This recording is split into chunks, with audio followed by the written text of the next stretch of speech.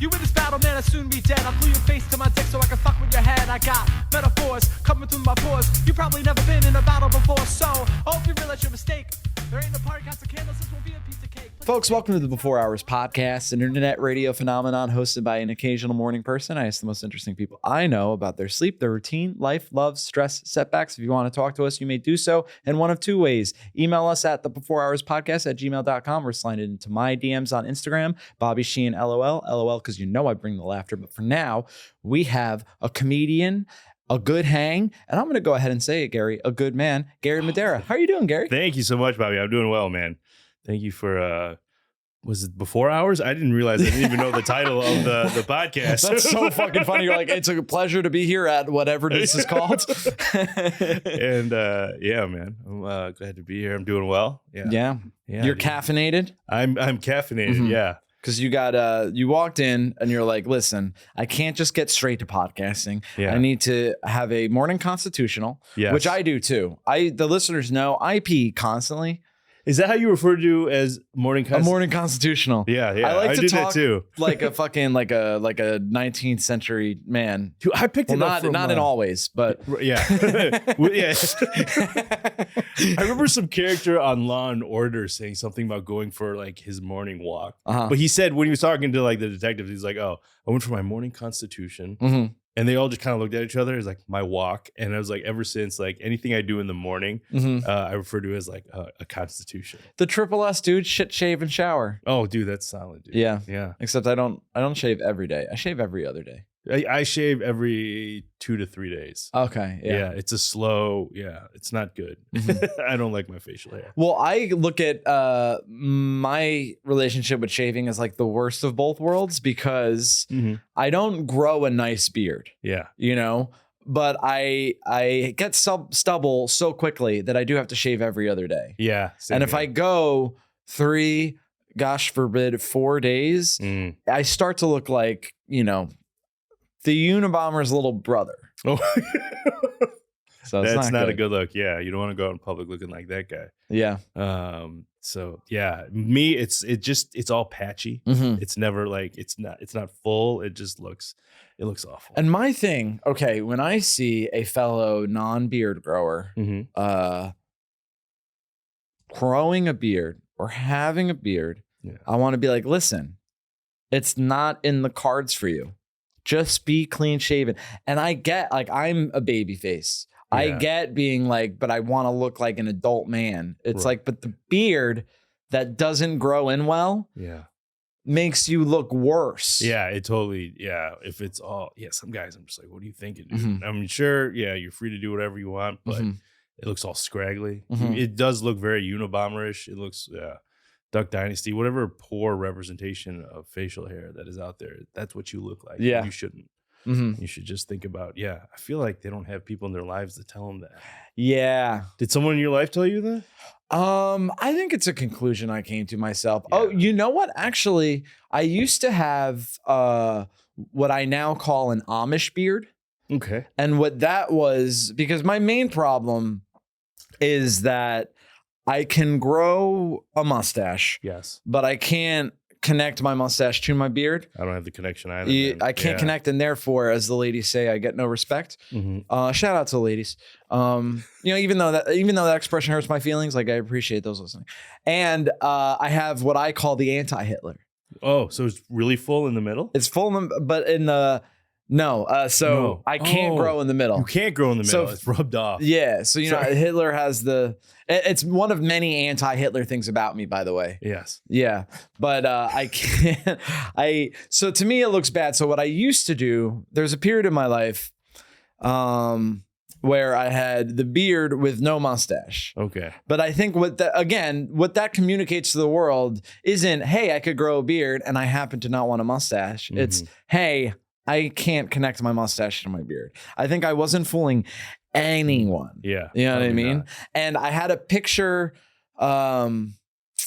This is when I was, sorry, this story has so many moving parts, but I was living in the Czech Republic, and this is how long ago it was. This is like 10 years ago. I was using the dating site Plenty of Fish. In the Czech Republic. In the Czech Republic, in Prague. Okay. So for those that don't know, the country that is now the Czech Republic used to be Czechoslovakia. Yeah. Because it was, I feel like most Americans, their relationship with Czechoslovakia is that Hitler invaded it in 1939. And I can't believe I brought up Hitler twice in the first 5 minutes of this podcast. It's a lot of Hitler right now. Dude. I know, dude. We're going to get flagged. I always think of Martina Navratilova, the tennis player. Oh. She's from, I believe, that area of Europe. And so, yeah. I love watching women play tennis because I appreciate women's sports. Yeah. And when they grunt, it makes me excited. So, so I had a picture of myself. I took a selfie, which now, by the way, my dating profile is all pictures other people have taken of me. I can't take a selfie. I have an inability to take it. You know what it is I take a selfie and I know it looks bad, but I don't know how to fix it. Right. So I had this picture of me and it was with my half beard. And I was sort of like, my eyes were like, it wasn't quite boomer like this shit where, you know, it's like either but the fact that it was down low, though, I feel like anyone would know to do it up high. Not anyone. No, not anyone. Not 24-year-old Bobby. So I took that picture of me and I matched with this girl and she's like, oh, you like this, you like that. And we're like having a nice time. And then she's like, I want to say something and it might be rude. And I'm like, go for it. And she's like, I like your pictures. You look cute. But the last picture, you look so fucking creepy. And my first reaction was, she is doing such a service right now. Yeah. I wasn't even offended. Dude, she wasn't saying I'm ugly. She was saying like, that picture is so bad. Yeah. And I was like, what are you doing later? And then she didn't respond. So that's rough. Yeah. Because there's this thing of like, once you like, it's in her head that I have this, you know, dude, Unabomber little brother face about me. Yeah. And her in pussy's not Czechoslovakia or the Czech Republic. What is it now? It's the Czech Republic. So in 1993, Czech people and Slovak people are like a little different. A little too different. Okay. And so in 93, after the Soviet Union collapsed and they were free again, they were like, let's peacefully like amicably split. And now it's the Czech Republic and Slovakia. Okay. Not to be confused with Slovenia. Oh, yeah. That's a good point. Yeah. But you know, I've had my adventures with facial hair. In fact, like a picture on Facebook like popped up when I was living in Michigan and I was some kind of doing something in the Filipino American community. Because like there are all these kids. I'm like, what is that? Kids? That sounds terrible. Well, we were just all at the community center and I had the soul patch. Oh, yeah. Yeah. I had a soul patch with a popped collar. How old are you? I was probably 26 at the time. Oh, it was not a good look. 26-year-old Filipino, pop collar, yeah, soul patch. Yeah. Yeah, it was horrible. And I just looked at it and I was like, wow, these kids, I was like, they actually trusted. I looked so untrustworthy. This sounds terrible. Like I'm painting this in a really bad picture, but like I did not. I was like, this, yeah, that soul patch was atrocious. Yeah. I don't know. It's like even 26, even like early or mid 20s, for a lot of people, I know, especially for myself, you're still figuring shit out. Yeah. You know what I mean? You're like, you know, and in my early 20s, I was not successful with women. And I was like, maybe a mustacheless beard is going to do it. Maybe a eyebrow ring is going to do it. Oh, you had an eyebrow ring? I had an eyebrow ring and then 2 earrings. Oh, that's a lot. I had an eyebrow ring, 2 earrings. At one point, I had a goatee. Okay. Just a lot of shit going on. I wore skinny jeans. Dude, yeah. Just a whole bunch of too many things in a row. I had my ears pierced at that time too. It's been a while since I've had my earrings in. Probably been 10 years, but yeah, it was horrible. I looked like a wannabe boy band member. Yeah. Pop like collar. A member from NSYNC. Yeah, we'll get to we'll mention the shirt in a minute. We'll talk about it. But yeah, it looked like, some recreational, like on like public access TV, like boy band member. Now that I think about it, that's the perfect way to describe that look. It was horrible. I did not like it at all. But I was like, you know what? I saw it's going to be May. So I was like, oh, I gotta wear. Oh, that's great. So we're recording, folks, on May 1st. Yeah. That's a great bit. I love that. So I may wear this shirt for the rest of the week. I'm not sure. But yeah, I was like, oh yeah. I woke up to someone's like NSYNC post, and I was like, oh, I gotta wear the shirt. It's a meme holiday, basically. You know what the other meme holiday is September 1st. Because everyone says, tell the guy from Green Day to wake up. Yeah. Oh, no, I'm sorry. October 1st. That's October 1st. Because wake me up when September ends. Yeah. And then for September, though, it's for Earth, Wind, and Fire, their song. Do you remember? Oh, wait, I don't want to sing. Wait, and plus we might. Yeah, whatever Earth, Wind, Fire song. September. I loved you losing confidence in the. Yeah. I just didn't know the song you were referencing, but the look I gave you were like, "Oh, am I messing up by singing? Yeah, is this a no singing podcast?" I think this is Well, plus I don't know if the copyright issues might be on that. So. I don't think we're getting. Yeah, there's 3 words. I whispered 3 words. Didn't sing it very well. You're fine, dude. I sing. I think I get it from my dad. My dad and I are very like sing-songy people, and like when we're just like. Not even necessarily having headphones in, but if we're just doing chores around the house, we'll just like sing a song. Yeah. And my mom hates it. My mom my mom is such a nice person, by the way. Yeah. But if my dad and I are singing around the house, she'll shush us. Oh, yeah. Like literally shh until we stop. That's, I'm a singer too. I picked it up from my grandmother. Yeah, she lived with us when I was growing up, and she'd always just be singing. Whatever, like she'd be like folding laundry or something, and I'd be doing homework. I'm like, where's that music coming from? I'm like, oh, that's my grandmother. And ever since then, like people, it's weird because like you catch someone doing it, and you're like, oh, that's not me. And then I remember like in college, like I was just like sweeping the floor or something, and my roommate came out and was like, dude, you got to quit humming. And I'm like, what? He's like, yeah, you're humming right now. It's like super loud. I'm like, oh, I didn't even realize I did that. And I was like, oh, becoming my grandmother. Yeah. So yeah, kudos to singing. Singing's great. Yeah. We need to go karaoke sometime. Oh, I love karaoke. My go-to karaoke song is Fight for Your Life. Fight for Your Right to Party by the Beastie Boys. Yeah. That way everyone there knows exactly what I'm there to do. Yes. No confusion. No. That's dude, if you ran for office, that would be your theme song, dude. Yeah. Well, and depending on what my platform would be, I might get a cease or desist letter. Oh, yeah. But I feel like the Beastie Boys would back you. I feel like you're a good yeah. It wouldn't be like that Indian guy whose name I can't pronounce. Vivek? Yeah, what's his last name? I'm not gonna even try. Sometimes I look at last name, I'm like, it would be disrespectful if I said this aloud. But he came out to Lose Yourself for a while. He did. And then Mr. Mathers was like, don't do that. I love when they put a stop to that.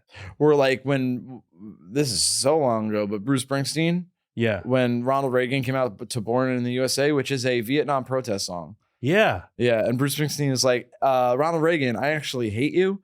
So don't do that. Stop coming out to my music. Dude, Bruce got to put them in his place. The bosses got to put them in their place. It's weird that politicians come out to music as if they're professional wrestlers, though. Oh, I didn't even make that connection, dude. That is a huge, yeah. It's more professional wrestler than it is. Like when I think of like people coming into their theme song, like I think of a baseball player walking into the plate. But it isn't that. Because they're not as cool as baseball players. They are more theatrical and ridiculous, like a professional wrestler. Maybe like presidential debates should be that way. Like Biden's on stage and he's talking shit about Trump, and all of a sudden you hear like the glass break and Trump's walking down and his music is playing and everyone's cheering. Oh my God, yeah. You know? Well, not everyone. Not well, I mean, yeah. If it's going to be wrestling, if it's going to be that situation, there's got to be some booing. I always wonder what it feels like to be the heel. Oh, because I don't think anyone chooses to be the heel. I think you're cast as the heel in wrestling. Yeah, that's I always wish I actually had a roommate who produced shows, like wrestling shows in Michigan, and I never picked his brain. It was always about like, oh, you know, this wrestler and that wrestler. But like the production side of that stuff must have been like super interesting because it's all scripted, as we now know. Like, wait, what? Sorry to ruin that for you, Bobby. But yeah, wrestling, not real. But I guess I have a friend whose wife writes for AEW.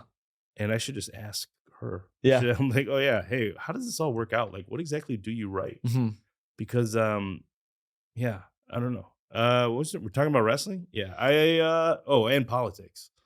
So that would be yeah. What music would you come out to? Ooh, well, for the roast battle show I do sometimes, they have entrance music, and right now my entrance music is a ska song by NoFX, All Out of Angst. Oh, You know what's kind of funny though? It depends on who's DJing that night. Like Derek Gonzalez and Jesse Montanez, they know if there's like a guest DJ. The guest DJ will sometimes will mess it up because the intro of the song goes ba bum bum ba bum bum ba bum bum bum bum bum bum, and then the rest of the intro that's a trumpet, and then the rest of the instruments come in. Yeah. So that's like a weird little intro. So if someone is familiar with the song, they'll skip that intro. Yeah. So the first thing that plays is all the instruments coming in at once, and that's a good way to come out. That's fucking intense, dude. Yeah. What I'll do if it's a situation where the guest DJ plays the trumpet part, I'll like literally hang back a little bit before and then I'll start walking as the music plays, as if anyone cares. Yeah. No, it's for you. It's totally for you. Walking up to that kind of music. And you know what? This is weird. I remember the first time I walked into music being played. It was in high school, and it was during the elections. I ran for whatever sergeant at arms. Ooh. And that's an intense first, isn't it? It's like, what is this? It was just my friends were running, so I'm like, all right, you guys are all more popular than I am, so I'm going to take this role. But I still want to be a part of the group. Like, and it was the Star Wars. I think it was. I always get them mixed up. I think it was the Imperial March. Okay. Yeah, that we walked into, and I mean, if you could just imagine like a high school auditorium just full of. It was an all boys school, so it was full of guys, and like that is like such an amazing feeling of walking into music. And I was like, and I saw that like my freshman year. Because we took a day off for it. It was like a proper convention. You might appreciate this. Like, so yeah, the whole election process was pretty cool. And like the whole the whole gym was full of like students, and like we're just walking up, and I was just like, I knew then, like it was that freshman year, I was like, I'm going to run for office my junior year or whatever. Yeah. Because I just want to do this. There was nothing, good about me, like, oh, I can run for office and do something for the student body. I was like, no, I want this fucking moment right now. Everyone is looking at me, and there's cool music playing, and I'm with my boys, and we're just getting all hype, and like everybody's like going crazy. Like it was definitely a highlight. You know what, the feeling you had versus like, I'm gonna make a difference in whatever community I'm running for, it's like, I bet the former is more popular than the latter. Oh, yeah. I bet if you gave any politician like truth serum, more than 50% of them would describe an experience like you described. Yeah. Like, like, what's his face? Ronald Reagan, when he heard that song, he's like, oh, I'm definitely having that played when, during the Republican convention. Do you think he was sad when Bruce Springsteen made him stop? I hope so. Yeah. Just a little bit. Like, yeah, dude, you're not cool enough for this song. Well, that's the thing. If you're conservative, not on like, what do you have? Ted Nugent? Yeah. What do you have? Tom McDonald? Who's Tom McDonald? It's a bad rapper. Okay. He's I think with a name like Tom McDonald, I hope you were a bad rapper. Like, yeah. The problem is like, because the listeners know I'm a pretty big Eminem stan, right? Yeah. And so sometimes Spotify will be like, do you like Eminem? You'll love Tom McDonald. And I'm like, literally the only thing they have in common is that they're white. Oh. So it's crazy to me that is Spotify, he a nerdcore rapper? I don't know what genre he is, but he's like full on MAGA. Okay. Which is funny because he's from Canada. So it doesn't, it seems disingenuous on many levels. Canada, dude, they have some interesting like pop figures. There is a old Filipino woman who's like the QAnon queen. I know this person. You see it? Yeah, I've only seen like Vice things about her. Like, and I'm just like, who is she? And there's like also like a part of me, I'm like, yeah, an old Filipino woman would be easily could easily convince a lot of people that she is right. Mm-hmm. And it's like, yeah, it's wild like that. You good? Yeah, I was just making sure I placed my water bottle down on the table Oh, okay. quietly. Oh, What did you think? I was having a stroke? Yeah, a little bit. There was a pause. I'm like, wait, is there something in the water? No, just because I smell toast doesn't mean I'm necessarily having a stroke right now. Oh, Yeah. okay. So that's such an interesting perspective to be an old. Is she old? Yeah, she's older. She's Yeah, an old Filipino woman, and she loves Trump. I don't know if she's explicitly said that she loves Trump. Mhm. She's in her own world. She has her own money. She's giving out her own money. Mhm. Like, Oh, isn't she also like I'm God or something? Isn't there some weird religious there's a thing? whole bunch of things where I'm just like, this is overwhelmingly disappointing. Like that this woman like is like, I hope other people don't think like Filipinos are like this, but like she's just off. She's off the reservation. Well, she's not there. She's out to lunch. She's out to lunch. There we go. And she's getting Jollibee. Yeah. That's the one thing she actually believes in is like Jollibee and then all of her nonsense. But yeah, man, that's crazy. I don't know what music she walks out to. I don't know. I do love that baseball players walk out to music because it's the funniest thing to me. Like I went to a Mets game with my dad, and almost the entire team are Latino, right? And they come out to mostly Latino music, right? And then they'll be like, and now welcome John Smith, and it's like some good old boy music. Yeah, it's like my morning what is it? My morning jacket. Or I remember I being want a girl with a short skirt, something like and that, a long pussy. When last like Tigers game I went to, this was obviously I was in Detroit, and then like every Latino player is coming out to like Bad Bunny or Don, I forgot his name, some song from Fast and the Furious. Okay, if you remember that. And then like the third baseman came on and it was like Metallica. I was like, this, and everybody I was sitting with, like, this took a different turn. Yeah. And it was just like, whoa, it was fantastic, but it's like, oh, I get it. But like, you just realize just how Latino like baseball still is. It would be funnier if that guy, the white guy, was like, I guess I'll also come out to Bad Bunny. Yeah, that would be great. We'd be like, oh, okay. He's hello, my fellow Latinas. Hola. Yeah. He's ¿Cómo estás? He just starts speaking Spanish. He does the sign of the cross before he like swings. I'm like, all right, he's good. Yeah. Hey, Latinos don't own the sign of the cross. All right, you should know that. Well, I sometimes I feel like I am. Since moving to New York, I've never felt more Latino like. Yeah, in my life. So for those just listening, possibly also those watching, I guess I should say Garri is Filipino. That's why he was able to say all the things about old Filipino ladies. Yes, yeah. I feel like we forgot to mention that. Why is this guy talking shit about some old Filipino woman in Saskatchewan? Like, yeah. That's the thing. If like usually a white guy that's racist, it will cover all Asians. He won't be like, you know who I specifically hate? Filipinos. Yeah. And it's she said, I'd probably wouldn't. I'd probably be so respectful towards her if I met her in person. But like, yeah, we're on a pod and we're talking shit about her. So gotta talk shit. So you're Filipino. Yeah. You're from Detroit, and since you've moved to New York, is it because people sometimes assume you're Latino?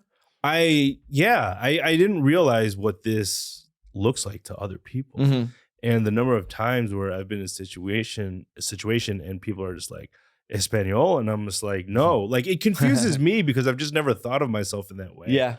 And I'm like, no, but Espanol poquito, which just means a little bit of Spanish. And you can see their eyes light up. And my eyes, like, I know that if I mirror that moment, like their emotion, it makes it okay. Like, hey, you know that I just said, whatever, small Spanish, like I know a little bit of Spanish. And we'll have fun fumbling around with trying to get to whatever it is that they need. This is usually like I work at a coffee shop. So this will be like, okay, there's a lot of pointing, there's a lot of gesturing, but I'm familiar with that experience. Like, let alone like not just with strangers, but like my own family. Like when I'm back in the Philippines and I don't know quite how to communicate. I don't speak our native tongue Cebuano, so like it's a lot of like gesturing and like a lot of life experiences have been like where I've taken something like that where like, oh, I'm talking to my cousin, but like we're the same age, but we grew up completely different. So we have to try and figure out this situation. And so I'm just like, oh, like if I smile or at least like make that moment like enjoyable, then the other person knows like it's okay.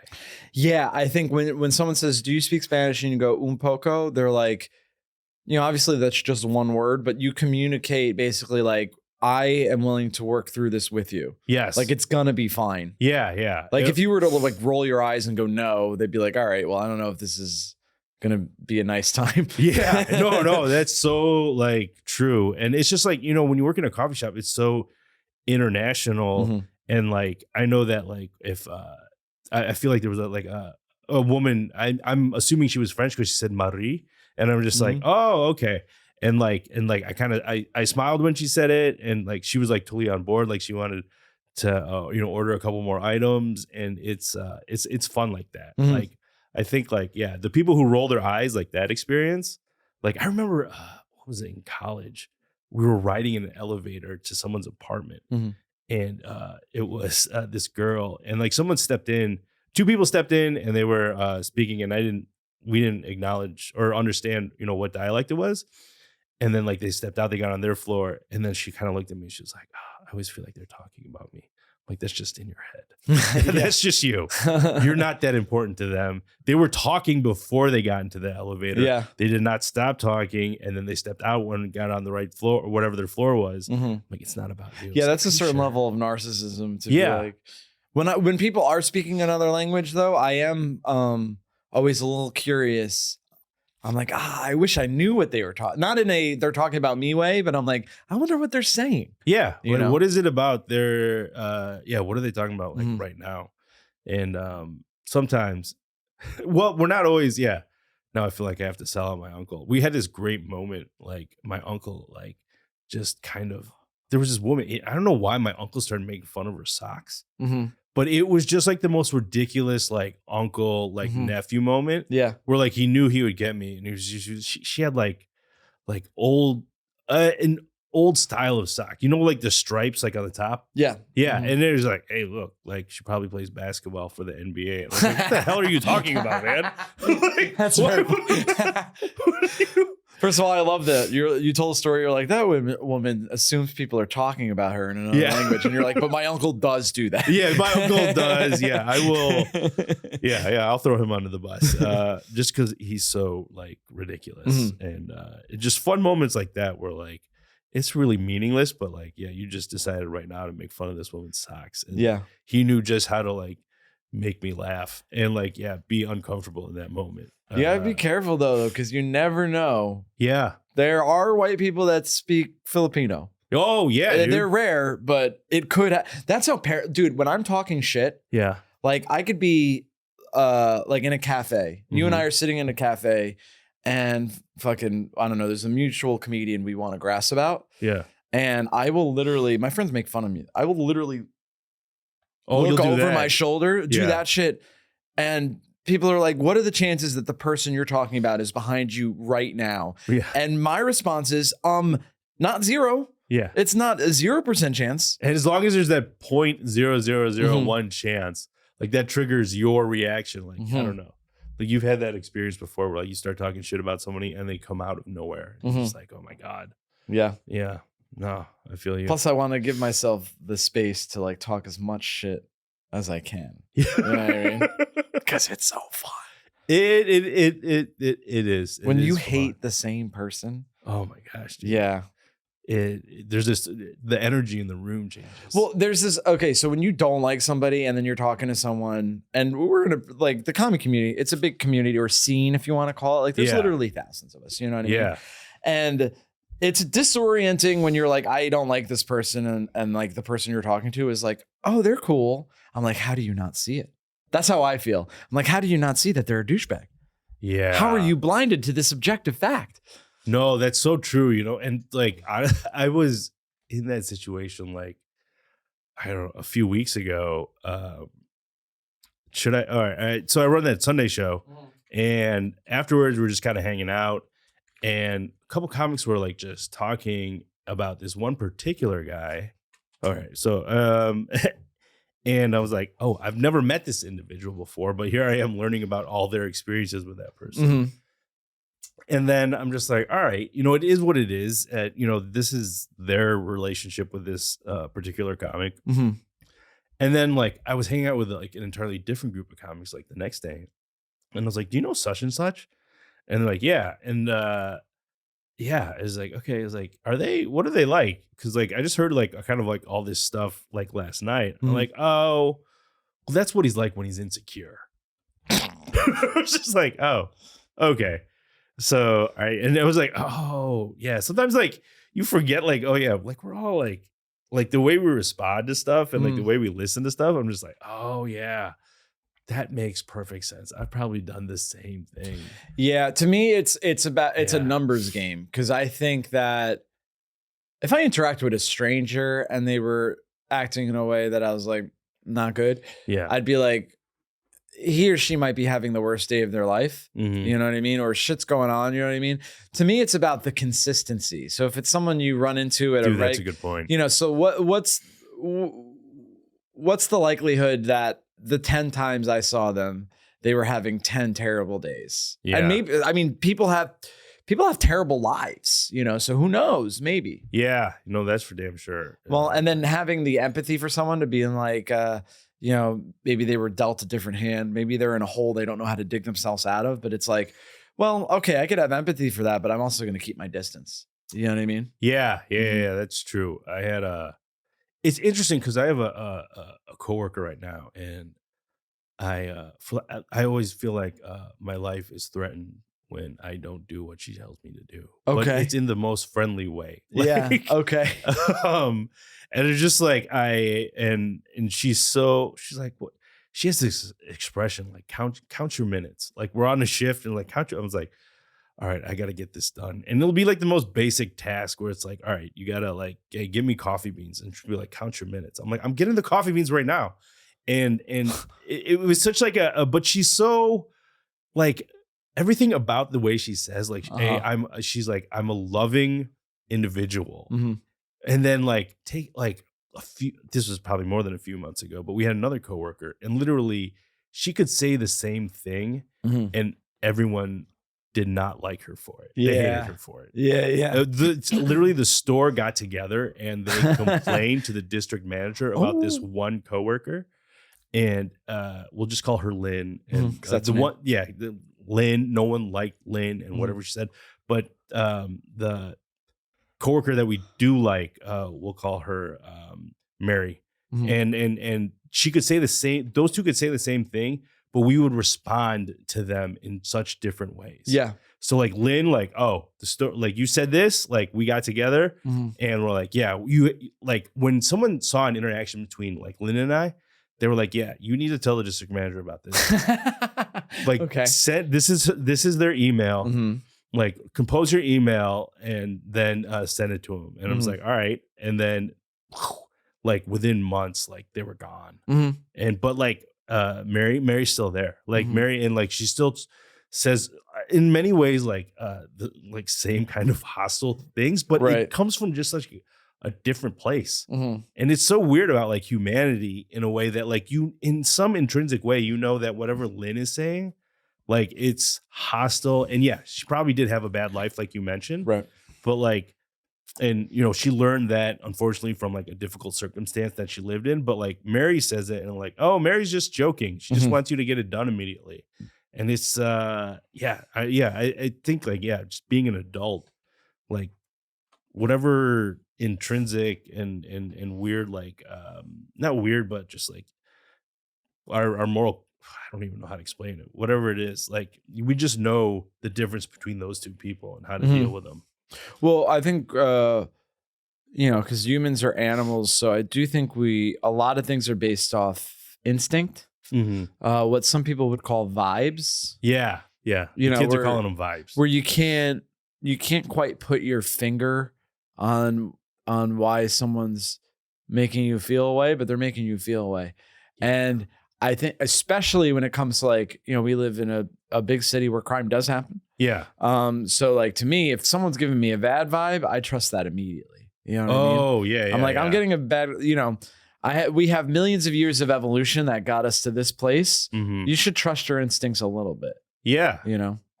No, that's there's just dude, was this yesterday or a couple days ago? Mm-hmm. I ran into a comic. For the life of me, I can't remember his last name. Mm-hmm. Andrew. Mm-hmm. And so I'm just going to Planet Fitness, and I get off the train. I was like, wait, this is a different stop. I didn't realize I took the J as opposed to the M, and it took me to a different spot. Uh-huh. And as I'm looking at my phone, someone was like, "You're in the wrong fucking space." And I was just like, what the hell is happening right now?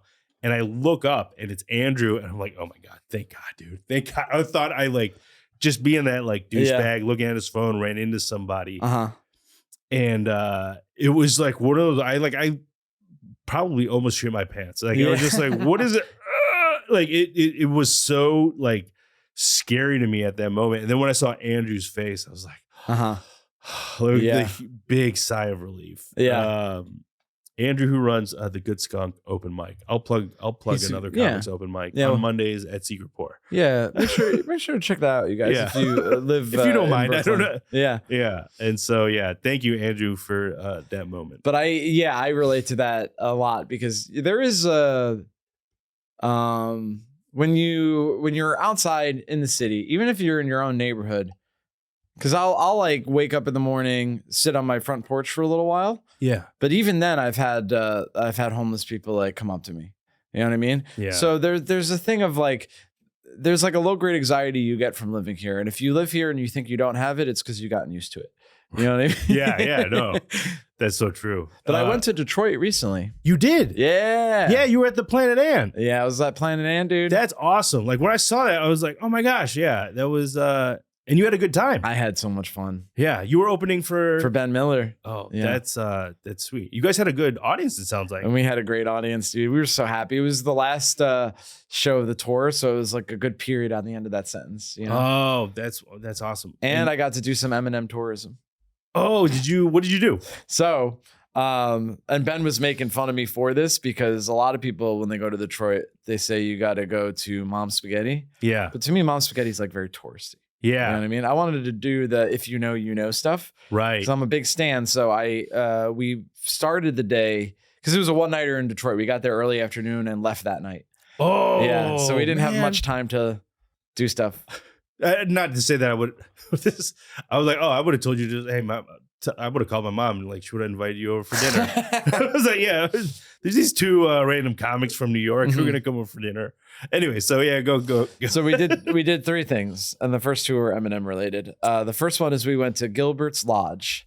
Okay. And Gilbert's Lodge is a restaurant, and Eminem used to work there before he was a rapper, or before he became a famous rapper. Yeah. And what's funny about that restaurant is there's no indication that he worked there. There's no picture. You know what I mean? Yeah. They decided not to rebrand after he became famous. It's the same. I imagine it's the same vibe it was when he worked there. Just like, I want to say like working class to maybe middle class white people. Yeah. And they're just, there's like deer heads on the wall. Oh, it sounds, and you could get like bar food, and almost everyone is drinking like pints of beer. Yeah. You know what I mean? Yeah. Like that's the vibe. And so we were there, and I was just so happy to be in that building. Like I was like, there's the kitchen. There's where the rap god himself used to make mozzarella sticks. You know what I mean? I'm having such a nice time. I'm wearing my Eminem shirt. Yeah. And a waitress comes in, and I'm like, she takes our order, and I'm like, I have a question. This might sound weird. And she looked at me like, go ahead. I was like, did Eminem used to work here? And she's like, she did. It's funny you use Lynn as a fake name. Yeah. Because the waitress, shout out to Lynn. Yeah. Lynn knew Marshall, and she came over and like told us what he was like. Oh. And that was that was so much better than getting like a tacky Mom's Spaghetti shirt. Yeah, and eating spaghetti, which probably just tastes like spaghetti. I didn't even know about Gilbert's Lodge. Like, where in Detroit is it? It is, okay, so you might know. I think it's like right outside Detroit because it's something Shores. Oh, St. Clair Shores. St. Clair Shores. Thank you. Yeah. Yeah, and it's but it's right off 8 Mile Road. Which I thought, even dude, it's so silly, but like we had a rental car and I pull on 8 Mile Road and I'm like, hell yeah, dude. This is the movie, dude. Yeah. So I did that, and then so the Marshall Mathers LP, which I consider his magnum opus, is a black and white photo of him sitting on the porch of his childhood home. And that home has been teared down, but you could go to the empty field where it once was. And Ben and I drive up to the field, get out of our car, and we start walking towards it, or walking towards what we thought was the field. Okay. And then there's a house across the street, and there's like an older black woman sitting on the porch, and she's like smiling, and she goes, "It's actually over there, boys." Like, she knew exactly. That's so friendly of her. Yeah. Yeah. She's like, they're not surveyors. They're, I'm an Eminem fan. It's very funny. Ben literally graduated from Columbia University, and I'm making him do Eminem tourism with me while we're in Detroit. And it was cool. Like it's I was only there for a little while because I'm like, this is somebody's neighborhood. Yeah. But I took a picture of me like standing in the spot where the house was. And I did feel like, I'm like, this is cool. I like doing historical stuff. Like I going to presidential houses and knowing like, this is the house that Abraham Lincoln like ate breakfast in or whatever. Like I love that feeling. Yeah. So I did that even with more recent historical figures, I guess you could say. That's dope as hell. Like, it's funny. Like, I was made in Detroit. I was made in Detroit. My parents were living off of Livernois and by the University of Detroit Mercy. And so it's a pretty impoverished area. It's probably like the early 80s and stuff. And I didn't know that area growing up because we soon moved to the suburbs, Farmington Hills. And I remember just being like, I forgot how old I was, but like we still had these like, we like shopping where we shop. And like in that area, there was a place that my parents would always go to get like cheap like fish. And when I just remember like being like, I don't know, it's probably 10 or 11 years old maybe. And like my mom was like, all right, we're going to go and get fish. And I'm like, all right, and, just hop in the car with her. And she's familiar with the area. So she's like safe with me being there. She's like, she's doing her grocery shopping there still. And I was like, but I see a hip hop shop across the street, right? And I'm just like, oh, that looks cool. And I just tell my mom, like, do you mind if I go over there? I say, yeah, just, be back, don't, be like 15, 20 minutes. Don't stay there too long. And I'm just walking around in this place. I'm like, oh, this is cool. The store owner just, it's just some, little kid just walking around, just seeing it. And I didn't realize, obviously at that point, I didn't realize it was. And then like I saw the movie and I was like, I know exactly where that is. Yeah. Like, this is wild. Like, that's the hip hop shop that I was there when I was like a kid. And it was just like wild to think. I'm like, I didn't even like, it didn't have any like cultural relevance to myself other than like, oh, I'm grocery shopping with my mom and this is boring. Like, and I need to go somewhere that's going to like, it was like, that looks cool. I'm going to go over there. And I just like walked over there and just like looked at all this stuff. I'm like, yeah, all these sweatshirts are way too big for me. Like, I don't know, like, who are they? Why are there no kid sizes here? And I'm like, yeah. And now I'm thinking about that right now. I'm like, oh, kids, wouldn't have been in here. But like, this is where like, ciphers took place and all that stuff. And I'm just like wondering like, what kind of like hip hop, like Detroit royalty came through there when it wasn't 11 o'clock on a Wednesday, where like, some kid grocery shopping in Detroit with his mom. And it was just like, this must have been wild. Dude, what year is this? Do you remember? I know you said you were little. Like the same age. I don't know. Sometime in like maybe like the late 80s, early 90s. Oh, that's so cool. Yeah. Damn. You're right, I'm dude. thinking, like it was such just like there's like these moments I'm just like, wait, like you see stuff like that. Now that Detroit is like, in the zeitgeist now in a different way. It's just like for our generation. Cause like for a long time, it was just like, everything was just like, it was kind of sad in Detroit, but like, the place where they used to make cars. Yeah. And like, there's all those kinds of things where like, you could see it like, driving past like the Model T factory, was cool. But at the same time, like that is it's so sad to look at that. Like it's so dilapidated and like, but it's like, oh, that's a cool thing. But like then to be like a part of so many more like definitely like the hip hop, like whether it be like J Dilla or Eminem. And it was just like knowing people who also knew Marshall like on a like personal level. Like I knew some music producers like in the area. And like it took me a second where like when like we'd be grabbing beers or something and like they'd say Marshall. And I'm like, who's Marshall? I'm like, oh, wait. Because like, you know, in your head, you only hear Eminem. You don't necessarily hear Marshall Mathers or him like referenced in that way. I'm like, oh, he's talking about, Eminem. And I'm like, okay. It's interesting to have like, now be a part of like what, you know, Detroit has become and how it's thought of.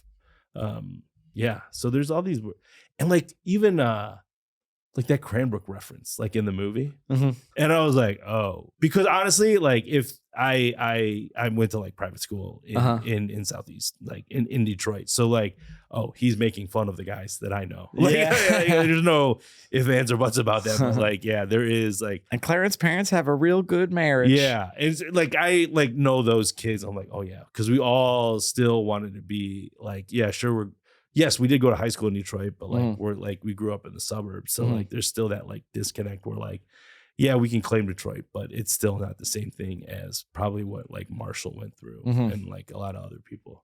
So, okay. Hell yeah, dude! I love that you went to the hip hop shop. So you grew up in Detroit. Yeah. Well, I was made in Detroit and I grew up in Farmington Hills. Right. Okay. Yeah. Made in Detroit, and your parents are both from the Philippines. They're both from the Philippines. Yeah. And you've made reference earlier that you've been to the Philippines. Is that a place you go to often?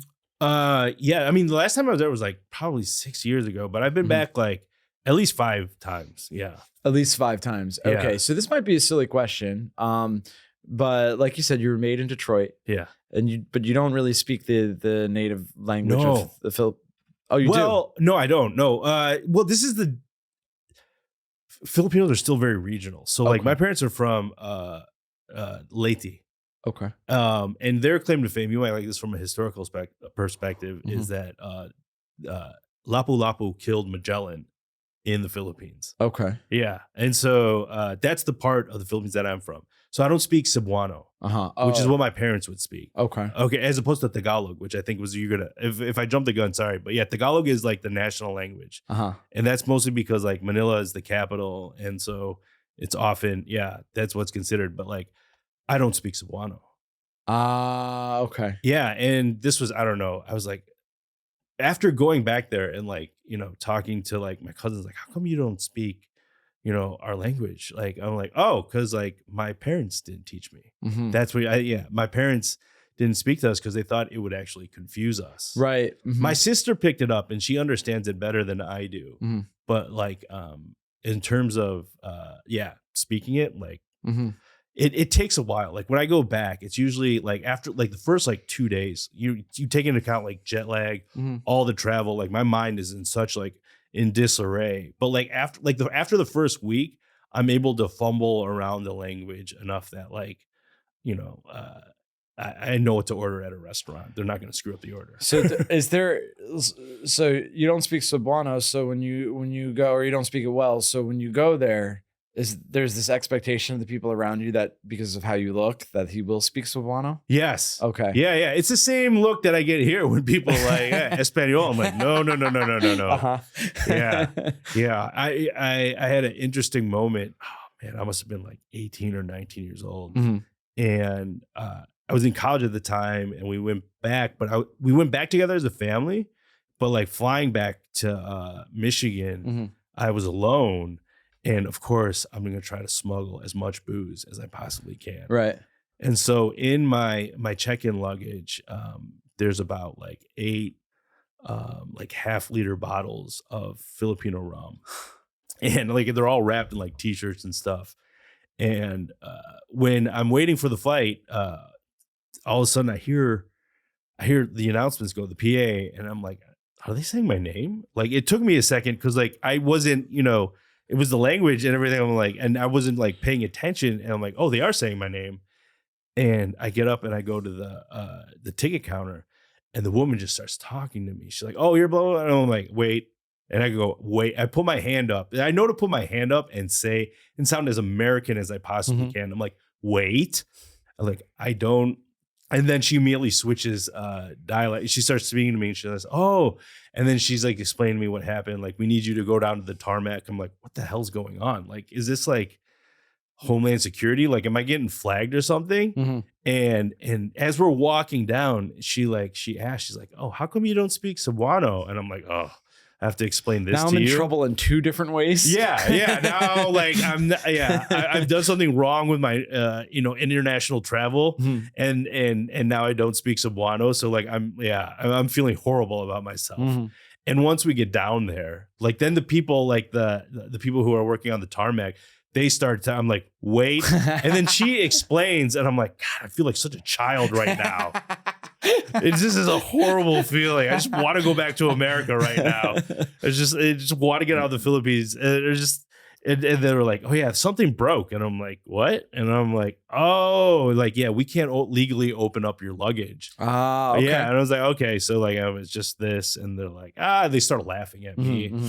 They're like, oh, you're bringing this back for your friends, your American friends. And I was just like, it was just weird for them to say American. I'm like, oh, they mean white. Yeah. You want your white friends to drink Tanduay? I'm like, yeah, whatever. Mm-hmm. And so, yeah, I'm almost always with someone when I'm like walking around, like, especially the city. Like, my parents are actually from like a very small village. Mm-hmm. And so, and oddly enough, considering that I hadn't grown up there, like, people still know who I am because I look like my dad. Okay. That's how, like, and what a weird circumstance to be in. Like, to like, people know who I am because I look like my dad, and like, they'll know to not like, to, fumble around with the language. Like, they'll smile and they'll say hi. But like, when I'm in the city, like, I'm always with like a cousin. So that way, like, they can speak on my behalf. Mm-hmm. And I feel like, yeah, because they've put in a fear in me that like, oh, you're going to get kidnapped. I'm like, why am I going to get kidnapped? I'm like, I'm with you. Like, why wouldn't they kidnap both of us? Like, no, because you're American. And I'm like, wait, what? And I was like, oh yeah, I am American. Yeah. I was like, sometimes like I forget, like, oh, like, it's such a weird like circumstance. Like, oh, like, I'm with my family. I'm Filipino. I'm like, you're not that Filipino. Yeah. I'm like, oh, yeah, okay. And then you come back here and people are like, hablo español. And Yeah. you're like, my existence is weird. Yeah, it's pretty odd. So, Garri, are you a morning or a night person? Oh, I'm a morning person. Okay. Yeah, I don't feel so bad about making this recording time 11 a.m. then. Oh, no, not at all, dude. I woke up at like 7, like, got a good walk in, and I was like, oh, this is perfect. Well, and I'm so ADHD, like, the middle of my day. Like, I'm either super hype where like I wake up in the morning, or super like hype when I'm about to fall asleep. Fall to bed. Wow. Fall to bed, dude. Yeah, fall to bed. And so this was actually pretty good. Like, yeah, because I feel like anywhere from like noon to 6, like, I'm just like dead inside.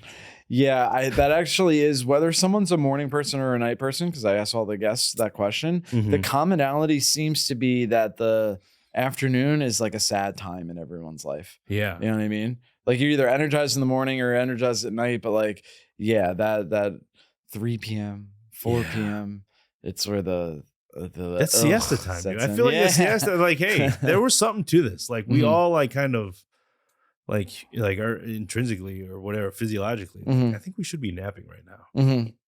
Oh, but I am one of those weird people that is not re-energized by a nap. If I take a nap, I usually wake up feeling worse than I would have if I didn't sleep. Really? And I feel for some reason there's like, because I'm a shower in the morning type of guy. So if I sleep, like if I get in my bed and sleep for a half hour because I need to, I'll wake up and feel kind of dirty. So I'll only really do it if I know I have time to take a shower too. Yeah, I'm weird like that. I'm a couple weird things like that. Yeah. Yeah, that, dude, waking up in the morning is like, if you don't have like a routine, yeah, if I didn't have a routine, like I remember being like in high school or something, or in college and figuring that out, like, ugh, like it's no good. So what is your routine? My routine in the morning is, let's see, I usually wake up around 6:30, 7 o'clock. That's super early. Yeah, it's that's the coffee shop life. Okay. It's not by choice. It's well, I mean, now it is, and honestly, my most effective alarm is a tiny coffee maker. that I have in my room. Okay. That like I set to like, either 6:30 or 7. And the smell just instantly like, you got to get up and drink this, like, or it's going to taste bad in like a half hour. And then I will do some stretches. I'll do some yoga. Ooh. Yeah. And then I'll punch out some, what is it? Morning pages. Or are you familiar with what is Morning Pages? The Artist's Way? Is it Julia Cameron? Where you just write 2 pages in the morning. Doesn't have to make sense, and it usually doesn't make sense. And just diarrhea, if you will. And like, handwritten. I did used to use a typewriter, but then I think annoyed my roommate. Yeah. It's like, I don't think, like, I asked him, but like I could tell by the tone of his voice, I don't think you're being entirely honest with me, but it's one of those things where he's like, no, it's fine. Yeah, it's fine. But it is a fucking typewriter, so it's like, making a bunch of sounds and like just the pressure and like impact of everything. And then I will drink another cup of coffee, and then go back to watching whatever I was watching when I fell asleep, some Netflix type thing. Oh, okay. Yeah, I've been watching Louder Milk recently. That is interesting to me that you'll watch TV in the morning, because to me, that's like a winding down activity. Or like if I watch a TV show or a movie, it's like the last thing I do. Like my teeth are already brushed. And that's sort of the shut your brain off before bedtime. Yeah. It would this would it might make you sleepy if you like kind of did that in the morning? I think if I did that, or if I masturbated.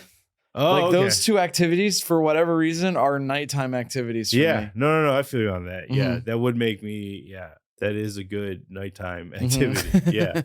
Like in the morning, that would totally throw me off. Like, what is this like a set of emotions that I'm feeling right now? There's a comedian, I wish I could remember who, but he said like, he's like, I don't like to jack off in the morning because then my body's like, well, why are we doing all this stuff now? As if like the day builds up to that moment where you can, It's almost like you hack your brain. You're like, you don't have to take a shower. You don't have to go to work. Like, who cares? Yeah. Mission accomplished. You're like George Bush behind the fucking, the SS Lincoln. No, dude, you're good, man. So have you always been a morning person? No, not necessarily. There's very few like teenagers that are morning people. Oh yeah, I would hate.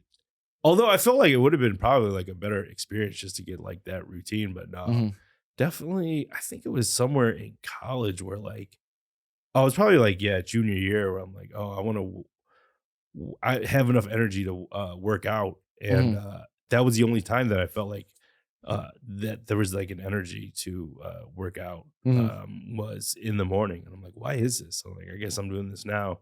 And then you just plow through class and I'm like, all right, now I can take a nap. But like, getting up at like, I think it was like 6:30, 7 o'clock has been like that kind of thing. And plus, like, now that I think about it, I've always kind of gotten up around that time. We used to have to drive to high school. And so it was this weird thing where like, I think like in just the way Metro Detroit worked, where like, if you left after 7, like you're going to deal with like traffic, you're going to deal with all the rush hour traffic, but you left at like 6:55, you got to jump on everybody. And so, the expressways were like clear. I'm like, oh, okay. It's just better if I get up and able to leave at like 6:55 in the morning. So historically, or just like, it probably would have been better. I guess I have been kind of like a morning person, but not necessarily because I wanted to. Yeah. Okay. Yeah. What about yourself? Have you always been a morning person? And that was actually going to be my next question for you, because I feel like naturally, if I didn't do comedy, I would be a morning person. But I feel like out of necessity, like you have spots late at night, you go home, you want to. To me, if I don't get 7 hours of sleep, I'm unfunctional. Yeah. And honestly, it should be more. It should be like 8, maybe even closer to 9. Right. But so like I do, especially like, because I just came back from tour. So your sleep schedule gets fucked up from that too. Yeah. There was a few days after tour, I finally fixed it. But it was like, I couldn't fall asleep before 3 a.m. And so it was 3 to 11. And the closer I get to noon, the more I feel like a piece of shit. Yeah. You know what I mean? Yeah. Just like, wait, this is lunchtime and I'm just getting up right now. This is my breakfast, which just might need like a change in perspective. But like, it is like, yeah, once you get closer to noon, it's just like, this is terrible. Yeah. For me, I feel like if I don't like get out of bed, there are times when like I haven't been able to get out of bed, like after 10 or like around 10, I'm like, no, man, you need to get the fuck out and like walk or something and be a part of the world. Cause like, yeah, that loneliness in bed, I'm like, no, it's not good. Yeah. This is not good for you. Yeah. The lonely in the morning in bed without anything else. You're like, all right, you gotta drink that cup of coffee. You gotta start writing your pages. You gotta exercise. Oh my God. Because there are some nights, you just come home and it's just fucking hammered and you're like, all right, this is not good for me. If you're hammered from drinking what's the Filipino rum? Oh, Tanduay. Tanduay. So, Garri, if any white American listeners want to get some Tanduay and they want Tanduay. Tanduay. If any white American listeners want to learn how to say that word properly, and maybe they want to slide in your DMs to ask you, how do they do so? Oh, because we've reached our time. If you want to, you can find me on Instagram, Garcom, GARCOM. And are we doing plugs? Do plugs, my man. All right. I'm also on another podcast, Democracy Mao, with Jeffrey Sheen and Wilford Padua. And then I have a Sunday night show that almost every Sunday night I co-produce with Kofi Thomas. It's called Secret Sunday Comedy, Secret Sauce Comedy NYC. You can follow us there. And Sundays at Beauty Bar. Hell yeah, dude. Yeah. Thank you, Bobby. Yeah, definitely follow Garri. Go listen to his podcast. Go to his shows. Thank you for being on, man. I really appreciate it. And remember, folks, early to bed, early to rise makes a man healthy, wealthy, and wise. I'm just playing night owls. You know I love you. Thank you.